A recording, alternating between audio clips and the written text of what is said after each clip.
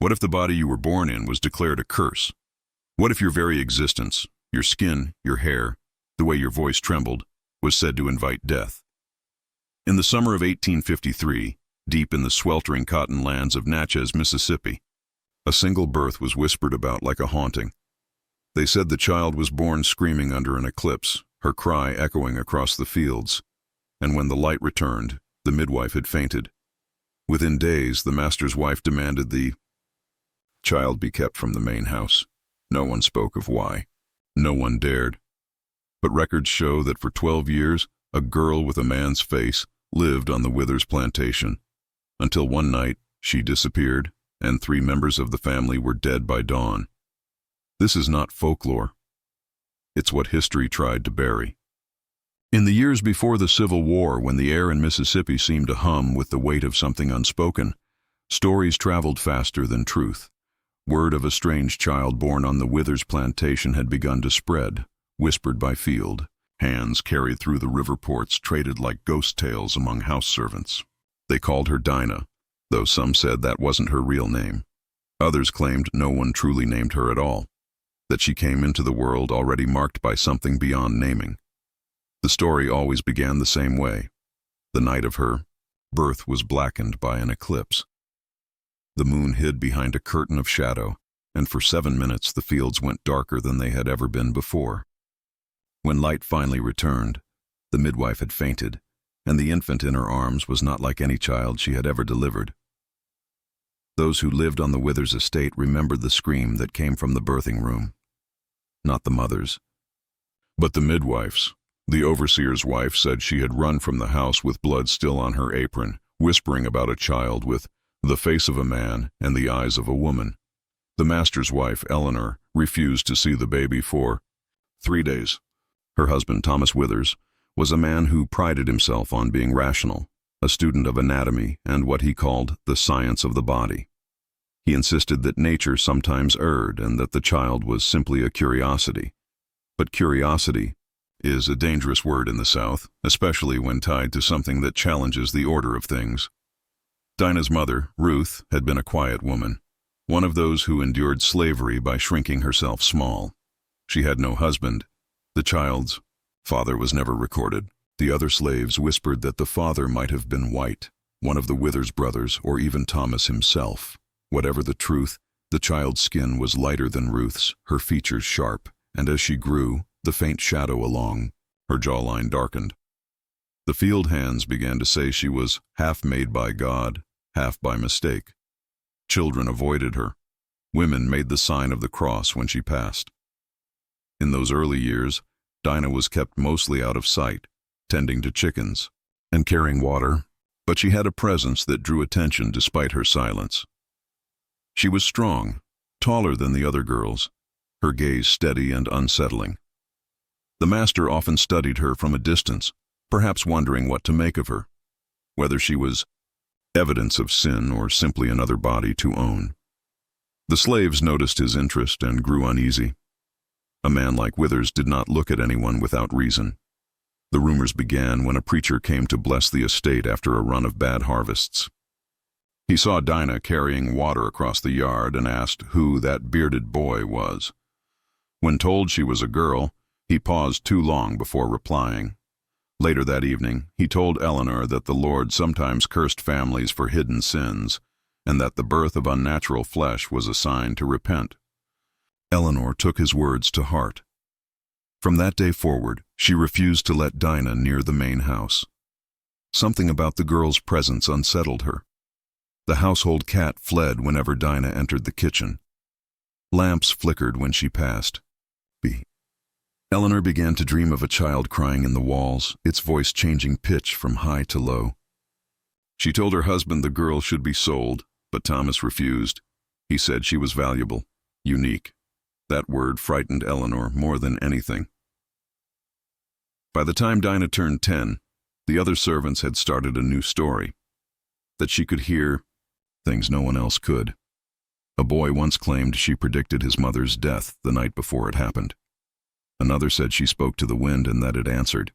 Whether these were lies or not, they spread quickly, and the more people feared her, the quieter she became. It was said she never cried, never laughed. When she looked at someone, it felt like she was seeing through the years ahead of them, straight to the end. The midwife who had delivered her never came back to the plantation. Some said she went mad. Others said she drowned herself in the river, unable to forget what she had seen that night. The overseer's wife later admitted that she found a scrap of paper hidden in the midwife's things before she left. It said, in shaky handwriting, "Her eyes opened before she drew breath." That single line haunted the plantation. Thomas tried to dismiss it, insisting it was superstition, but even he avoided Dinah's gaze when she looked at him. There was something ancient in her stillness, something that made people step back without realizing why. At night, when the crickets sang and the air turned heavy with the smell of magnolia, the slaves whispered stories about her, that she was a spirit born into flesh, that she carried both man and woman in her blood, that God had made her twice, by accident, and neither time finished the work. When the first tragedy struck the Withers family, those stories turned from whispers to warnings. Eleanor's infant daughter, barely a month old, died in her sleep without a mark on her body. The doctor said it was a fever, but the servants murmured that they'd seen Dinah near the nursery window the night before, staring up at the second floor where the baby slept. When questioned, Dinah only said, "I heard her calling." Eleanor demanded she be sent away. Thomas refused, saying the girl was too valuable to lose. He had begun keeping notes on her voice, her posture, the way her strength seemed to grow with each passing year. He believed she was proof of God's imperfect design. He even invited a physician from New Orleans to examine her. When the doctor arrived, he left before dusk and never returned, sending word that he was ill and would not come again. The atmosphere in the house thickened after that. Doors creaked on their own. The sound of footsteps echoed in empty corridors. Even the slaves began refusing to work after dark. One of them swore she saw Dinah walking by the river, speaking softly to the water, as if confiding in something that listened back. When Thomas's mule went mad and trampled 2 men, Eleanor took it as a sign. She told her husband that God would punish them all if he kept Dinah under their roof. He laughed and called her superstitious, but that night he barred his own bedroom door. Dinah had stopped speaking altogether by then. Her silence filled the air like a fog, thick and suffocating. No one could explain why the cotton fields failed that year, or why the family dogs howled whenever she passed. Some said she carried a darkness that the world itself could feel. Others said she was simply what the world made her, a reflection of the cruelty that surrounded her. Whatever she was, by the end of that year, everyone on the Withers plantation knew the same truth. Dinah was not a girl you could own, not truly. She belonged to something older, something that made even her master afraid to say her name after sundown. The story of Dinah's birth became inseparable from the day the sun vanished. Old men in Natchez still spoke of that eclipse as if it had swallowed more than light.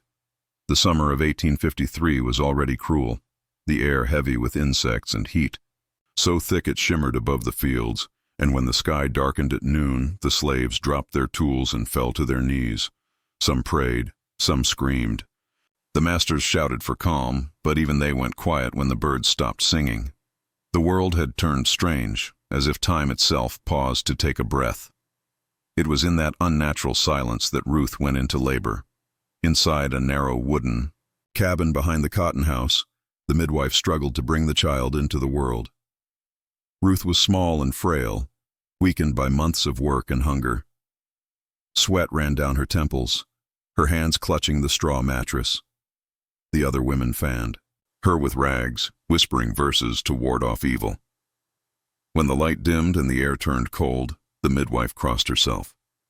They said the child was stubborn, neither coming nor staying, until the moment the sun disappeared completely. That was when Ruth screamed one last time, and something heavy slid into the midwife's hands. The first thing she saw was hair.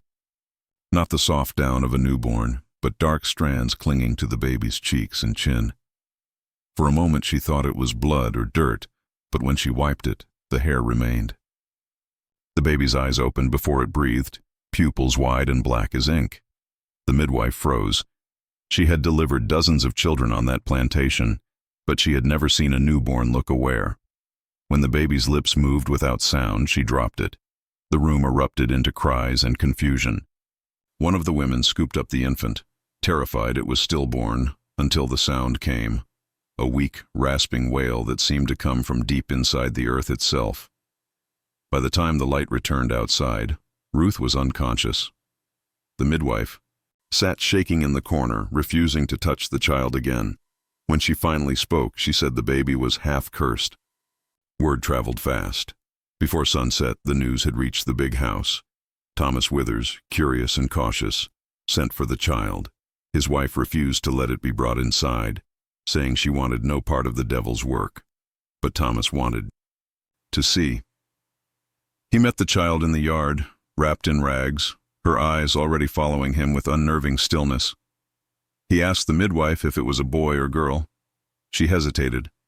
Finally she said, "Girl, I think, though I wouldn't swear by it." He frowned at that. When he peeled back the cloth, the faint stubble on the infant's jaw caught the light. Thomas Withers, a man who believed himself enlightened, found his mouth dry. He told the women to feed the child and record her as female born to Ruth, but he could not stop staring. Later that night he wrote in his ledger, "Born under an eclipse, an anomaly of nature, Eleanor Withers would not look at her." She ordered that the mother and child be kept in the slave quarters, far from the house. But isolation did not erase curiosity. The other servants visited Ruth's cabin under the pretense of bringing food. They wanted to see the child whose birth had stopped the sun. They said her cry was soft but carried a strange tone, almost like two voices at once, one high, one low. A field hand swore that when he leaned in close, he heard whispers around her, like the sound of bees caught in a jar. Within a week, small misfortunes began. A storm tore through the fields, flattening half the cotton crop. A mule broke its leg for no reason anyone could see. The cook found milk curdled overnight. These were ordinary things in any other season, but now everything felt connected. Every bad omen led back to the baby. The slaves began calling her Eclipse Child. When Ruth recovered, she refused to speak of the birth. She carried her daughter everywhere, even to the fields, tying her to her back with a strip of cloth. She said the girl never cried in the sun, only after dusk. At night, when the other cabins went quiet, Ruth would hum to her, old songs from her homeland that none of the others understood. Those who listened swore they heard another voice join in, faint but clear, echoing the melody and harmony. Thomas Withers, ever the collector of curiosities, began making notes about the child's development. He measured her limbs, her hands, her skull. He noted her quietness, her strength, the peculiar way animals reacted to her presence. Chickens stopped laying when she came near. Dogs whimpered. One afternoon he reached to touch her face, and she gripped his finger with a strength that startled him. He told Eleanor that the girl was not demonic, only extraordinary, proof of God's complexity. Eleanor answered coldly that no proof was worth losing their peace. The years passed and the story grew. Field hands from neighboring plantations came asking about the bearded baby. Withers dismissed them, but he began to sense something growing beyond his control. He tried to keep her existence quiet, but word spread anyway, through whispers in the quarters, through traders at the market, through fear that traveled faster than truth. When Dinah turned 3, the first real tragedy struck. The midwife who had delivered her was found dead in her shack, her face frozen in a grimace, her hands blackened as if burned from within. The coroner said she'd been struck by lightning, though no storm had passed through that week. The slaves said otherwise. They said she'd been haunted by what she'd seen, and that the girl's spirit came for her in the night. Thomas tried to put the matter to rest, but Eleanor's fear deepened. She forbade Dinah from coming near the house again, calling her that thing. Ruth obeyed as best she could, though she sometimes slipped up to the kitchen door to beg for extra bread for her child. The kitchen maids learned to leave food at the step rather than take it by hand. Some said Ruth's eyes were different now, not fearful, but proud, as if she guarded a secret she'd never share. The Withers plantation itself began to feel heavier. The air inside the house turned thick, the nights too quiet. Eleanor took to sleeping with a cross beneath her pillow. The preacher who visited for Sunday services refused to bless the cabins where Ruth lived. He said there were unclean spirits best left alone. The slaves began carving symbols into the wooden posts of their doorways, half prayers, half charms. By the time Dinah was 6, her beard had darkened into a soft shadow across her jaw. Her eyes had a grown person's patience. Children were warned to stay away from her. Yet there were moments, small, fleeting, when those who watched her swore they saw a kindness in her, as if she understood more than anyone else and pitied them for it. Once, when a field boy cut his hand on a blade, she pressed her palm against his wound and told him not to cry. The bleeding stopped almost instantly. The boy never forgot it, though he never spoke of it again. Every story about her birth began with the eclipse, but what truly terrified people was not the sky's darkness that day. It was the feeling that the shadow had stayed behind, clinging to her. Thomas kept writing in his notebooks, convinced there was something he could learn from her, something that would make sense of the strangeness. But no amount of study could name what she was. In every generation, there are people who stand outside the boundaries others need to feel safe. Dinah was one of them. Her birth was an event people tried to explain with curses, omens, and science. But it was none of those things. It was simply a moment when nature refused to obey. And in a world built on control, of bodies, of skin, of belief, that refusal was the most terrifying thing of all. As Dinah grew older, her presence began to weigh on the Withers estate like humidity before a storm. She was 12 when Thomas Withers first began to take a personal interest in her education. At first, it seemed harmless enough. A master, curious about an unusually bright servant. He ordered one of the housemaids to teach her letters and numbers in the evenings, and soon discovered she learned faster than any child he had ever known. Within months, she could read his journals, upside down as she cleaned his desk. She could repeat entire pages after hearing them once. The slaves whispered that her mind was not a child's at all, that she remembered things she had never been told. Thomas started calling her to the library more often. He asked her questions about the Bible, about science, about the stars. She answered softly, her voice steady, unafraid. The faint beard that shadowed her face had grown thicker now, and though she dressed in plain servant's clothes, there was something about her posture, the way she stood with hands clasped behind her back, that unsettled him. He began to write about her nightly, calling her an intellectual phenomenon. But his fascination went beyond study. There was something in her that both attracted and repelled him, a reflection he didn't understand. His wife noticed the change before he did. Eleanor Withers had always been a proud woman, devout and proper, her life ruled by appearances and the hierarchy that kept her world intact. But since Dinah's birth, that world had started to feel fragile. She saw her husband's interest in the girl not as science, but as obsession. There were evenings when she'd find him in his study long after midnight, writing in the dim glow of an oil lamp. When she asked what kept him up, he said only, "The truth doesn't rest when others do." The house servants began to speak of the strange tension between them. One said she saw Thomas touch Dinah's chin once, tracing the line of her beard with his finger like he was reading a map. Another said Eleanor had caught them alone in the hallway and had turned white as linen. Whatever passed between them was never spoken aloud, but the air in the house thickened with quiet hatred. Eleanor stopped attending church and spent her mornings in the parlor, staring out the window as if waiting for something inevitable. Dinah herself seemed unaware of the turmoil she caused, or perhaps she was too aware. She carried herself with the same unbroken calm, never speaking unless spoken to. The other slaves avoided her more than ever. Children hid when she walked past, convinced her shadow could make them sick. When she fetched water from the well, people said they could see ripples on the surface before her bucket even touched it. One evening, a new preacher visited from Jackson, a tall man named Reverend Harlan, known for his fire and brimstone sermons about sin and redemption. Eleanor invited him for supper, hoping he might cleanse the house of what she called spiritual disease. When the preacher saw Dinah serving at the table, his face changed. He stared as if trying to place her, then whispered to Eleanor that she should not keep such a creature under her roof. He said the Lord marked people for reasons beyond understanding, and that sometimes the mark was a warning. Thomas laughed at the idea. He said the preacher's faith was blind fear disguised as virtue, but the laughter didn't reach his eyes. After that night, he began locking his study. He hid his journals, as if afraid someone, perhaps even Dinah, might read what he had written. The strange events began soon after. One morning, a portrait of Eleanor's late father fell from the wall without reason. Days later, the family horse bolted in the night, breaking through its pen and vanishing into the woods. Then came the dreams.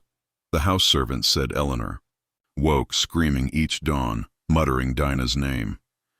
She claimed she saw the girl standing at the foot of her bed, whispering things she couldn't remember. Thomas told her it was hysteria, but he too started drinking heavily, staying up later, his face drawn and pale. The more he tried to study Dinah, the less he seemed to understand her. Once he asked her what she thought of heaven. She replied, "If heaven is truth, then none of you will want to go there." He struck her for the insolence, but afterward his hand trembled for hours.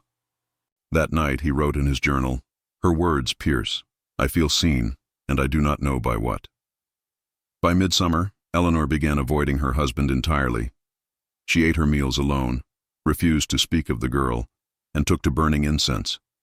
In every room, the slaves whispered that she had gone to a conjure woman in town for protection.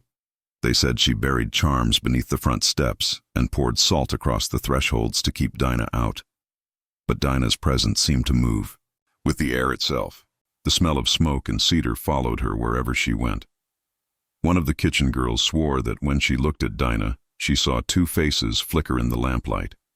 One soft and feminine, the other hard and angular, like a man's reflection, overlaying her own. Thomas's fascination twisted slowly into fear. He began talking to his overseer about sending her away, but every time he made plans, something happened to stop them. A flood washed out the road to town. The trader who offered to buy her fell ill and died within a week. Even Thomas's own health began to decline. He complained of headaches, of hearing whispers when he worked alone. He started keeping a Bible open on his desk, though he never read it. Eleanor finally confronted him one stormy night. The servants heard them shouting through the walls. She accused him of bringing damnation into their home, of loving the girl in ways he could not admit. He denied it, swearing it was science, not sin. But Eleanor screamed that he had already been marked, that Dinah had cursed him. The next morning, she was gone. Her carriage was found a mile down the road, horses still harnessed, the seat empty. Some said she fled to her sister's estate. Others believed she never made it that far. The swamps could swallow anything, even the truth.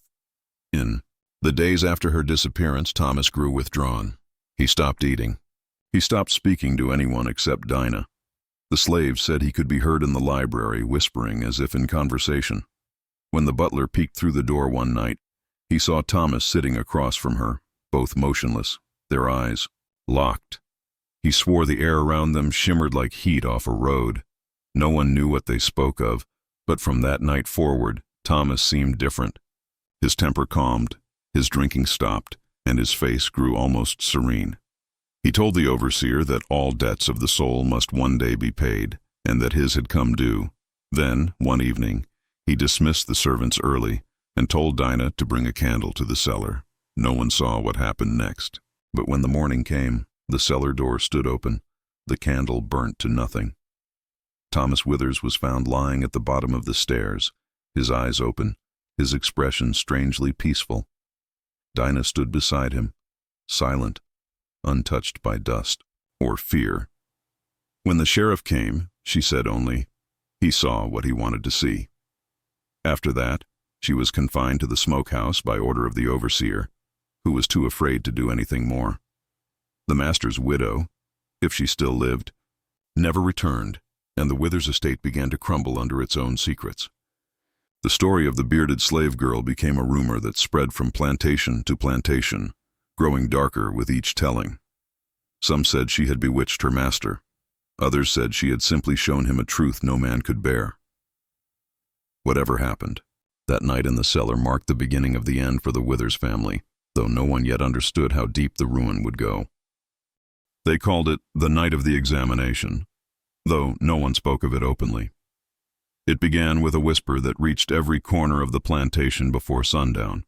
The master had sent for doctors, men from town, educated men, men who wore spectacles and carried notebooks. They arrived just before dusk, their carriages rattling along the dirt road as thunder rolled low on the horizon. The slaves stood aside, watching the three men climb the porch steps with polished boots that had never touched cotton soil. They entered the main house with grave expressions, their faces lit by the flicker of lanterns. They had come to see Dinah. Thomas Withers waited for them in his study, pacing. He had spent days writing letters, convincing them that his case, was one of natural philosophy, not superstition. He told them they were about to witness something extraordinary, a phenomenon that defied ordinary anatomy. He did not tell them the fear that kept him awake at night, nor the strange dreams that followed him into daylight, dreams where Dinah stood in his doorway, neither man nor woman, her eyes dark mirrors reflecting every sin he'd tried to hide. When the doctors asked to see the subject, he hesitated. Part of him wanted to protect her, though he could not say why. But his curiosity, the same hunger that had driven him his whole life, overcame whatever pity lingered. He ordered the overseer to bring her to the smokehouse and have it cleared for their work. By nightfall, the air was thick and wet. Lightning flashed in the distance and rain began to fall in heavy sheets. The three doctors carried their instruments, small blades, metal calipers, vials of spirits, while the servants stood back, afraid to breathe too loudly. Dinah was led in quietly. She did not struggle, did not speak. Her wrists were bound, loosely in front of her, but her eyes were calm, almost resigned. One of the doctors muttered that she looked too composed for a girl about to be examined. They lit lanterns and hung them from hooks in the rafters. The light danced across the walls, casting long, distorted shadows. Thomas watched from the doorway, arms folded tightly across his chest. He told himself this was for knowledge, that truth required discomfort. But as the men circled Dinah, their hands trembling between curiosity and fear, something in him began to shift. He realized too late that knowledge was not what drove him now. It was the need to prove that the thing haunting his house could be explained. The first doctor, a stout man with gray sideburns, approached her. He asked her name, her age, questions meant to fill the silence. She answered each one softly, her voice deeper than expected. When he asked if she knew why they were there, she said, "To decide what I am." He blinked, taken aback. "And what do you think you are?" he asked. She looked up at him and replied, "I am what you fear you could become." The men laughed uneasily, trying to dismiss it as insolence. They began their work. They measured her shoulders, her chest, her hips. They noted the coarseness of her beard, the strength in her arms. One lifted her chin to examine her face, but when his fingers brushed her skin, he flinched. It was cold, unnaturally so. Another doctor tried to take her pulse, but withdrew his hand when he couldn't find it. He pressed again, harder this time, and Dinah smiled faintly, as if she could feel his confusion. Rain hammered the roof and thunder rolled closer. The air inside the smokehouse thickened until it was hard to breathe. One doctor wiped sweat from his brow and muttered that they should continue in daylight, but Thomas refused. He insisted the work be done tonight, that this moment could not be postponed. He wanted closure. He wanted to end the whispers, the sleepless nights, the unspoken terror that had settled into the walls of his home. When they told Dinah to remove her dress, she obeyed without shame. The men froze. The body before them defied everything they knew. It was neither fully male nor female, but something between, something that seemed to change depending on how the light touched it. One doctor dropped his pen. Another crossed himself. Thomas's stomach turned to ice. For a moment, no one spoke. Then Dinah broke the silence. Her voice was quiet, steady, almost kind. "You wanted to see what cannot be divided," she said. "Now you have." One of the doctors snapped that she should hold her tongue. He stepped closer, hands shaking, reaching for his scalpel as if cutting flesh might restore order to the world. But before he could touch her, the lanterns flickered out. The darkness came sudden and complete. The men shouted, stumbling over one another. The only light came from the lightning flashing through the gaps in the wooden boards. In one brief burst, they saw her still standing there, unbound, eyes glinting like wet stone. Another flash. She was gone. When the lights returned, one of the doctors was on the ground, gasping. His face had gone pale, his lips blue. The others tried to lift him, but his body was stiff. His eyes were wide open, fixed on something above him that no one else could see.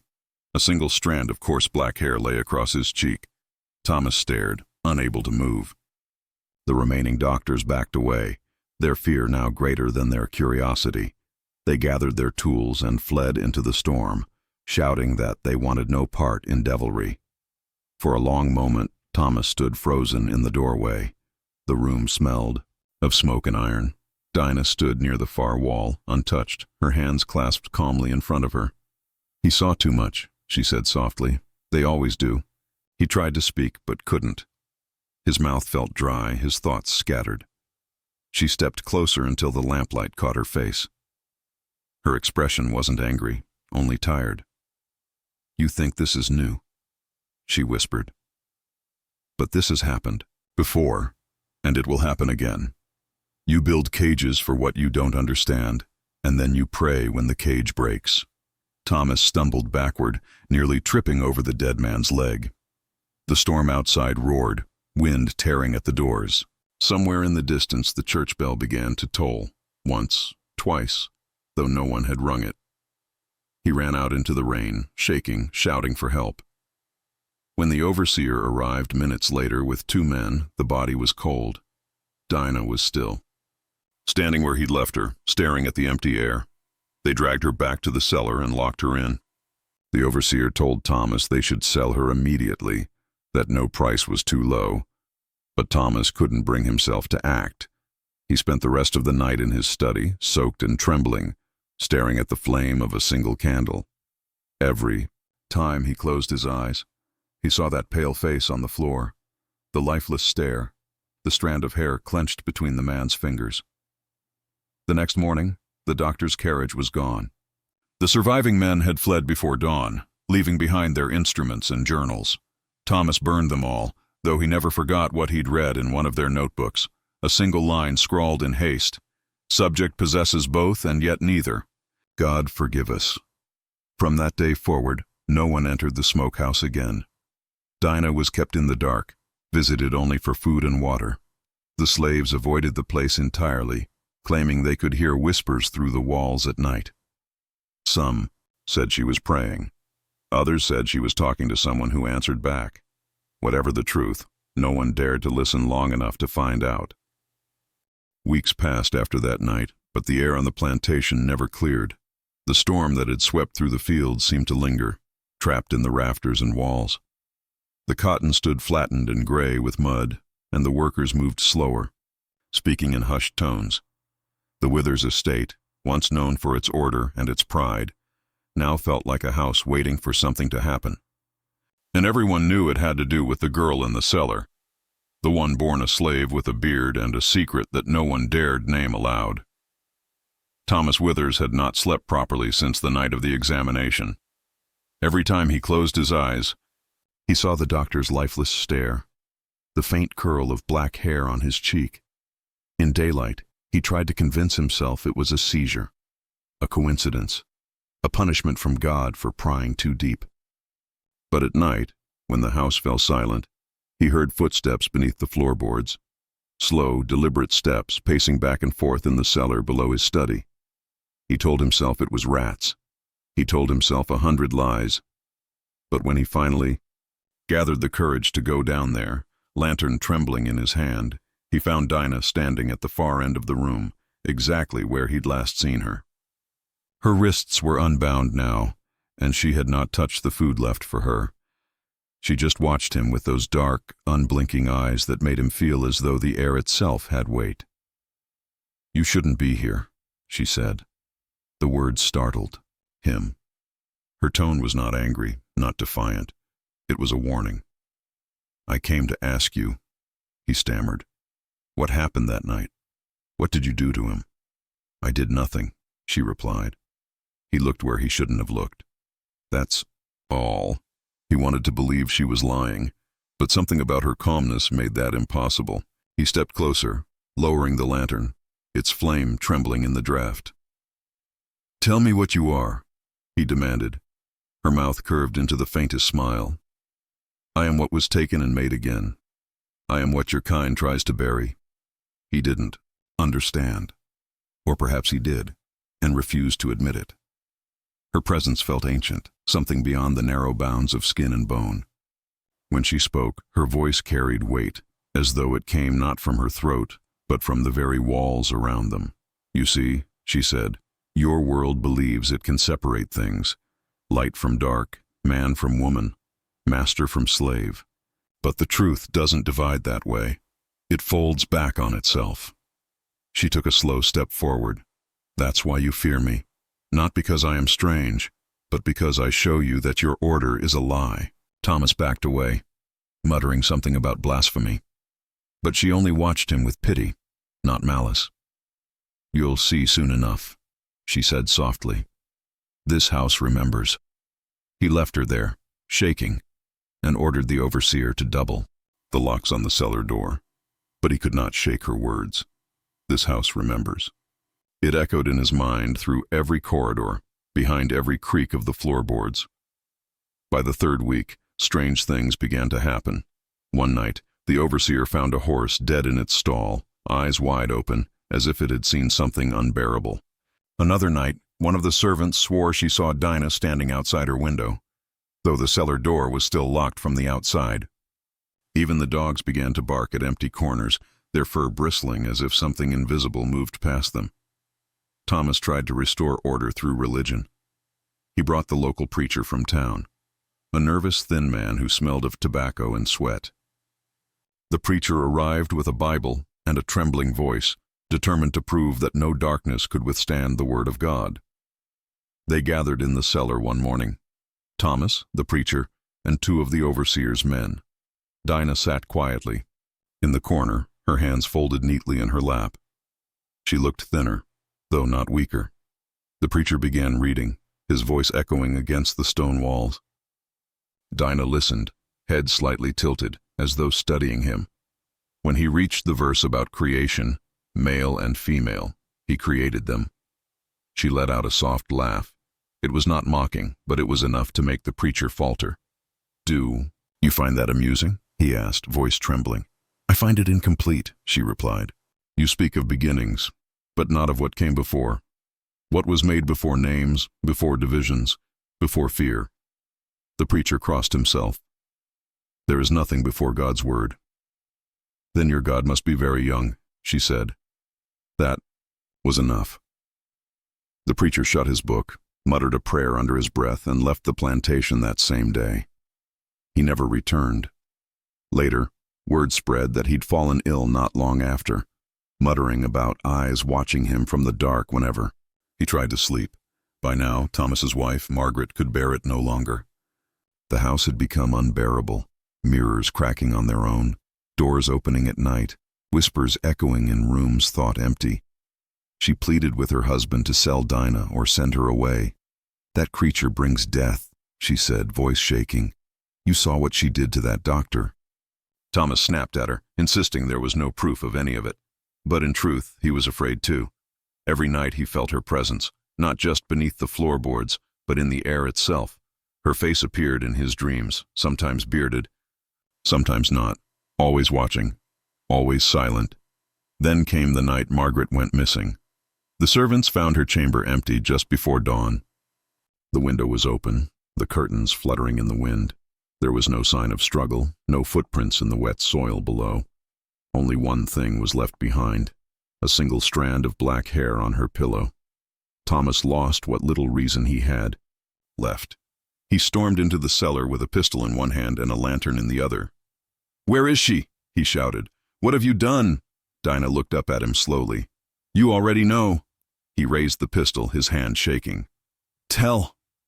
"Me!" She stepped closer, her face calm, her voice almost gentle. "You don't understand. You can't destroy me." "You made me, not with your hands, but with your need to own what was never yours." The lantern flickered. The air grew thick, heavy. For a moment he thought he heard whispers rising from the very earth, voices layered over one another, some crying, some laughing. Dinah's eyes glowed faintly in the dim light. "You took my mother's body. You took her name. You took everything. So now I take it back." He fired. The sound rang through the cellar, deafening in the confined space. The smoke cleared slowly, but she was still standing, untouched. The bullet lay flattened at her feet. Thomas staggered backward, dropping the gun. His lantern fell, shattering, flame licking across the floor. He scrambled for the stairs, choking on smoke. When he reached the door, he turned once more. Dinah hadn't moved, but as the firelight danced across her face, he saw something that froze him completely. Not rage, not pain, but sorrow. Deep, endless sorrow. He fled the plantation that night, leaving the slaves, the house, and the woman in the cellar behind. By morning, the main house was engulfed in flames. Some said Dinah died in the fire. Others swore they saw her walking into the woods unharmed as the roof collapsed behind her. But one thing was certain: the land never recovered. Crops refused to grow. Animals avoided the place, and those who passed by at dusk swore they heard a low, mournful voice carried on the wind. A woman's voice, speaking softly to someone unseen, saying the same words again and again: "I am what you fear you could become." Years later, they said the Withers plantation was cursed. Travelers avoided the road that wound past its ruins, and even those who lived nearby refused to speak its name after dark. The land itself had changed. The trees grew twisted, their roots pushing up through the soil like grasping hands, and the air always seemed to carry the faint scent of smoke. The locals said the fire never really went out. Some nights, when the fog rolled heavy across the valley, people swore they could still see the silhouette of the house flickering in the distance, as if trapped between the past and the present. The story of Dinah became legend, but not the kind that made its way into books. It survived through whispers, through half-remembered warnings passed from one generation of slaves to another, then carried forward after freedom came. The tale of a woman born bound but touched by something older than chains, a being who blurred the lines men used to keep power. In 1872, 2 decades after the fire, a journalist from Savannah named Elias Crane arrived in the county. He had heard the stories: the bearded slave woman who terrified her masters, the house that burned with no explanation, the preacher who went mad. And he wanted to uncover the truth. The war was long over, and the South was rebuilding itself, in image and in memory. Elias believed the story of the Withers plantation was just another superstition, a relic of a frightened age. He was wrong. He found the ruins easily enough. The main house was nothing more than a blackened shell, its brick chimney leaning like a broken tooth. The cellar door still stood half-buried beneath debris, the iron hinges rusted but intact. The field around it had long gone wild, overtaken by thorn and vine. As Elias made his sketches, he noticed something strange. The ground near the cellar was warm, even though the air was cool. He pressed his hand to the soil and felt it tremble faintly, as if something deep beneath was breathing. He decided to stay the night. The locals warned him not to, but he laughed it off, saying he had spent nights in worse places. As dusk settled, he pitched his tent among the ruins and lit a small lantern. He opened his notebook, reading through the old newspaper clippings he'd gathered, the obituary for Thomas Withers, who had drowned mysteriously in a river 5 years after the fire, the brief report of missing servants, the death of the preacher who'd once come to cleanse the house. The stories seemed connected, bound by some invisible thread that led back to the woman named Dinah. Around midnight, he heard it, a sound soft as breathing coming from below the ground. He thought it was wind at first, but the air was still. Then came a faint voice, low and rhythmic, like someone humming a tune through stone. It rose and fell, never forming words, but filled with strange human cadence. He grabbed his lantern and followed the sound to the cellar door.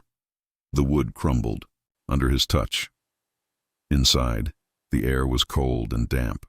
Roots hung from the ceiling like long skeletal fingers. The deeper he went, the stronger the humming became. Not just through the air, but through his bones. He reached the far wall and saw something glimmering faintly in the dirt. A mirror, cracked and half buried. He knelt to pick it up, brushing away the soil. For a moment, all he saw was his own reflection, distorted by the cracks. Then, slowly, another face appeared behind his. A woman's face, calm and expressionless, her dark eyes glinting in the dim light. He spun around. The cellar was empty. The air seemed to pulse. He backed away, clutching the mirror. That was when the voice came again, this time clear. "You shouldn't have come." The voice was low, soft, and close. He turned the lantern toward the sound, but the flame flickered violently, nearly going out.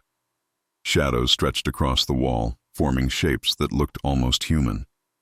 "Who's there?" he demanded. "Show yourself." The shadows seemed to move together, folding into one shape, one figure. A woman stepped forward, her features blurred in the trembling light. He could see the faint outline of her beard, the sharp line of her jaw. Her eyes held something endless, like a reflection of time itself. "You want to write about me?" she said. "But your words can't hold what I am." Elias swallowed hard. You're her. Dinah." She smiled faintly. "That's what they called me." He tried to steady his voice. "What happened here? Why did they fear you?" She looked past him toward the broken stairs that led back to the surface. "Because they built their world on lies," she said. "They needed to believe they could divide what was whole. But the body doesn't lie, and neither does the earth. They saw in me what they wanted to destroy. Balance." Her voice echoed, strangely, as though coming from many mouths at once. Elias felt his skin crawl. "You mean you weren't human?" Her expression softened. "I was more human than they ever allowed themselves to be." The lantern sputtered, the flame dying. With a hiss, darkness swallowed everything. He felt something cold brush his hand, and when he lifted the mirror again, her reflection was closer now, so close it seemed she might step through the glass. "You came for truth," she whispered. "Then take it."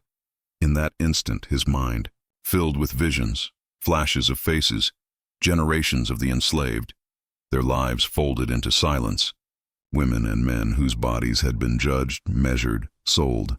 He saw Dinah's mother screaming as white hands took her newborn away, saw the doctor's lantern circling her body like carrion birds, saw fire eating through the house as her voice rose above it, a lament that became a curse. When the visions faded, he was on the ground outside the cellar, gasping. The first light of dawn spilled over the horizon, painting the ruins in pale gold. The mirror lay beside him, shattered completely. He picked up one shard and saw his reflection. But something was wrong. A faint shadow traced along his jawline, dark and coarse, as though a beard were beginning to grow where none had been before. He fled that morning, leaving behind his tent, his notes, everything. He never wrote the article he came to write. Within months, his hair had gone white, and he refused to speak of what he'd seen. Those who knew him said he spent his final years staring at his reflection for hours, as if waiting for someone else to look back. The ruins of the Withers plantation sank deeper into the earth over time, reclaimed by moss and roots. But the story never died. Travelers who passed through the valley spoke of a woman's voice that could be heard on windless nights, a low hum that seemed to come from beneath the ground.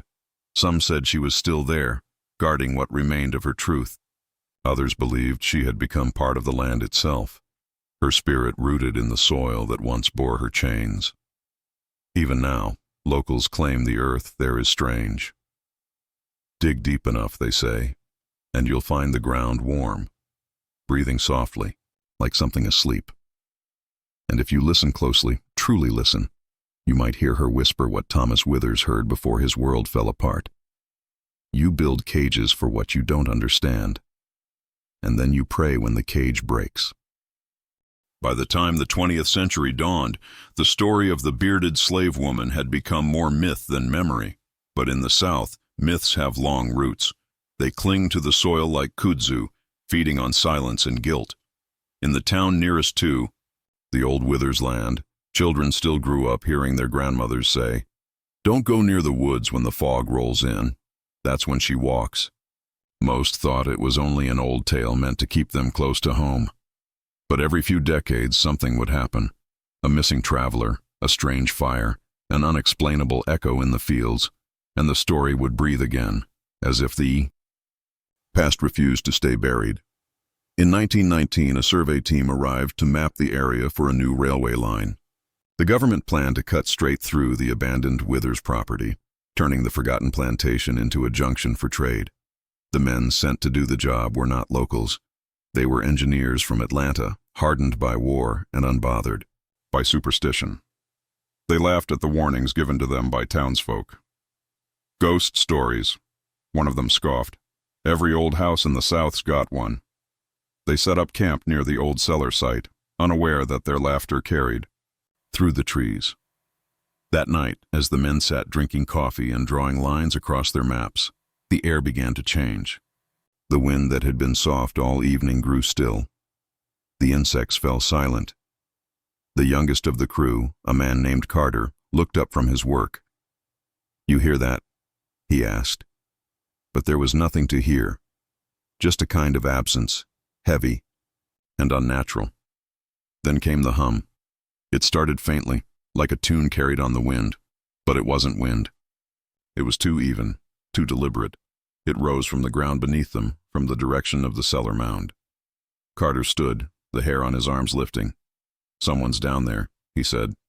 The others laughed it off, but when he took a lantern and started toward the sound, two of the men followed, half out of curiosity, half to prove nothing was there. They reached the ruins, just a patch of uneven dirt and broken stone now, the last scar of what had once been the Withers estate. Carter knelt, pressing his ear to the ground. The humming grew clearer. It wasn't one voice. It was many, layered together, as though dozens of people were whispering in unison. The words were impossible to understand. He lifted the lantern and saw, faintly, the outline of a wooden frame buried deep beneath the soil, the edge of the old cellar door. "Help me dig this up," he said. But before the others could answer, the lantern flickered violently. The flame stretched sideways, then went out. The dark was instant and complete. Someone cursed, someone else stumbled and fell. Then, from the blackness, a voice, calm, female, close enough to touch. "You shouldn't wake the earth." They froze. The air turned sharp and cold, carrying a smell like iron and smoke. Carter tried to relight the lantern, but his hands were shaking. When the flame finally caught, the ground in front of them had sunk several inches, as if something below had shifted. A low rumble passed beneath their feet, subtle but unmistakable. They backed away slowly, not speaking again, until they reached the safety of camp. The next morning, they found one of their crew missing. His bedroll was untouched. His boot sat neatly beside the fire. The only sign he'd ever been there was a line of footprints leading back toward the cellar ruins, and then stopping abruptly, as though he had simply vanished. The team abandoned the site by noon, leaving their tools behind. The railway was rerouted, and the Withers land was officially marked unstable on government maps. No one returned for decades, but the story didn't die. In the 1950s, a local historian named Julia Marin became obsessed with the legend. She had grown up hearing her grandmother whisper about the woman who broke the order of things. Julia, armed with degrees in skepticism, believed the story held hidden truths, maybe about early intersex cases, maybe about race and control in the pre-war South. She thought if she could document the real Dinah, she could separate history from haunting. She started in the archives, piecing together fragments, slave records, birth logs, doctor's notes from 1851, written in Latin phrases meant to disguise their horror. Each document painted a picture of a woman both feared and misunderstood, labeled aberration by science and devil's work by faith. The deeper Julia went, the more she noticed something odd. Every account of Dinah ended abruptly, as if someone had deliberately erased her from record. The missing files led her to the old plantation site. Against the advice of locals, she drove out there one afternoon in late autumn. The air was thick with the smell of pine, and the ground was littered with brittle leaves. The ruins were almost invisible now, hidden under vines and thyme. Yet standing there, she felt it, that same hum others had described, faint and rhythmic, pulsing through the earth. She took out her recorder and began to speak. "This is Dr. Julia Marin, field observation, Withers property, October 12th, 1956. Locals describe anomalous vibrations consistent with..." She stopped. The hum had changed. It wasn't beneath her anymore. It was around her. A voice came through the air, low and steady. "You came for the truth." Julia spun, the recorder slipping from her hand. The voice came again, closer. "You think knowing makes you safe." A shadow moved between the trees. She could make out a figure, tall, still, with something faintly glinting where the face should be. The beard, she realized. The old stories had mentioned it. But what unsettled her most wasn't fear. It was recognition. The figure felt familiar, almost maternal. The voice softened. "You carry my memory. That's why you found me." Julia's heart pounded. "Who are you?" she whispered. "I am what they made and what they destroyed. I am what survived the fire." Then silence. The wind returned, shaking the branches overhead. Julia blinked. The figure was gone. She snatched up her recorder, her hands trembling. The tape had kept running.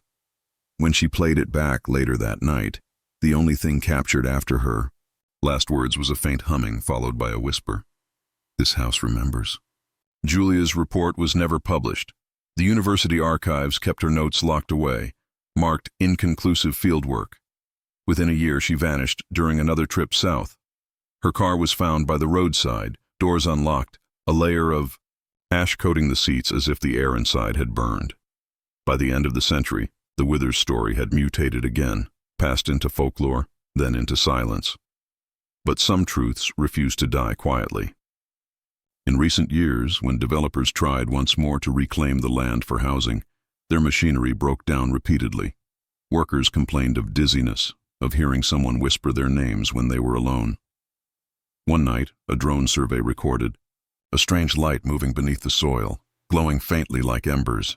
The footage lasted only seconds before cutting out, but when slowed down, a face appeared in the reflection of the drone's lens. A woman's face, dark-eyed, expression unreadable. Historians today argue whether Dinah ever existed, or whether she was a symbol of those who were erased, those who defied the boundaries imposed upon their bodies and identities. But for those who have walked the ruins themselves, the argument feels irrelevant.